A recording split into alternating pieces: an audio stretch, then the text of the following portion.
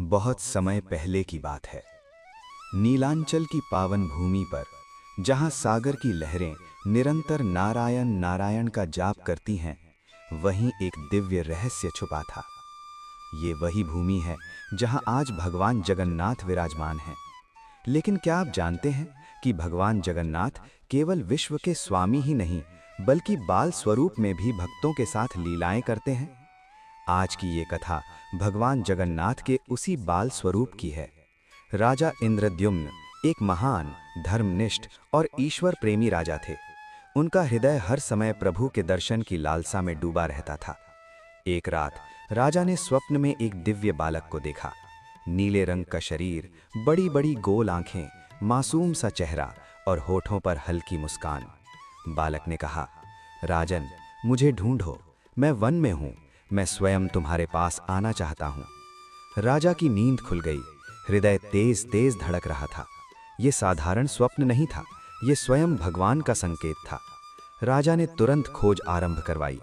घने वन, शांत पर्वत और रहस्यमयी गुफाएं।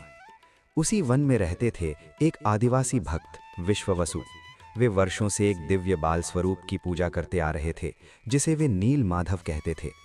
कहा जाता है कि नील माधव कभी कभी बालक बनकर विश्ववसु के घर में खेलते थे। कभी मिट्टी से खेलते, कभी फल चुरा लेते और कभी हंसते हंसते भाग जाते। विश्ववसु जानते थे ये कोई साधारण बालक नहीं, ये स्वयं भगवान हैं। जब राजा इंद्रद्युम्न वहां पहुंचे तो नील माधव अदृश्य हो गए। राजा रो पड़े, हे प्रभु, मैं आपको देखने आया था और आप छिप गए। उसी क्षण आकाश से एक दिव्य वाणी गूंजी, राजन, मेरे बाल स्वरूप को हर कोई नहीं देख सकता, अब मैं स्वयं एक नए रूप में प्रकट होऊंगा। कुछ दिनों बाद समुद्र तट पर एक दिव्य लकड़ी बहकर आई। उसी रात एक वृद्ध बढ़ई राजा के पास आया। उसने कहा, मैं इस लकड़ी से भगवान की मूर्ति बनाऊंगा, लेकिन एक शर्त है, काम के दौरान कोई भी दरवाजा नहीं खोलेगा। राजा ने वचन दिया। दिन बीते, लेकिन भीतर से कोई आवाज नहीं। राजा का धैर्य टूट गया।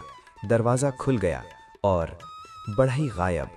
अंदर केवल 3 अधूरी मूर्तियां थीं, बिना हाथ, बिना पैर, लेकिन आंखें बहुत बड़ी। राजा दुखी हो गए। तभी आकाशवाणी हुई, राजन, यही मेरा स्वरूप है, मैं अधूरा नहीं हूं, मैं पूर्ण हूं। उसी रात राजा ने फिर स्वप्न देखा। इस बार भगवान जगन्नाथ बाल स्वरूप में उनके सामने खड़े थे। छोटे छोटे कदम, हाथ में माखन और आंखों में करुणा। बाल जगन्नाथ बोले, राजन, मैं बच्चों में बच्चा हूँ, गरीब में गरीब हूँ और भक्तों का सखा हूँ। मेरे हाथ नहीं, क्योंकि मैं किसी एक को नहीं थामता। मेरे पैर नहीं, क्योंकि मैं हर जगह पहले से हूँ। मेरी आंखें बड़ी हैं, क्योंकि मैं अपने हर भक्त को एक पल के लिए भी अकेला नहीं छोड़ता। राजा की आंखों से आंसू बहने लगे। उन्होंने देखा बाल जगन्नाथ उनके पास आए और अपने छोटे से हाथ से राजा के आंसू पोंछ दिए। उसी क्षण राजा को अनुभव हुआ, भगवान कभी दूर नहीं होते, वे बस रूप बदल लेते हैं। आज भी पुरी में जब भगवान जगन्नाथ की पूजा होती है तो उन्हें बालक की तरह भोग लगाया जाता है। कभी खिचड़ी, कभी मिठाई, कभी फल, क्योंकि भगवान जगन्नाथ आज भी बाल स्वरूप में अपने भक्तों के बीच विराजमान हैं। इस कथा का संदेश बहुत सरल है। भगवान को पाने के लिए ज्ञान नहीं चाहिए, दिखावा नहीं चाहिए, बस एक बच्चे जैसा विश्वास चाहिए। अगर आप रोते हो तो वे माँ बन जाते हैं, अगर आप डरते हो तो वे पिता बन जाते हैं, और अगर आप सच्चे मन से पुकारते हो तो वे बाल जगन्नाथ बनकर आपके हृदय में खेलने लगते हैं। इसी विश्वास के साथ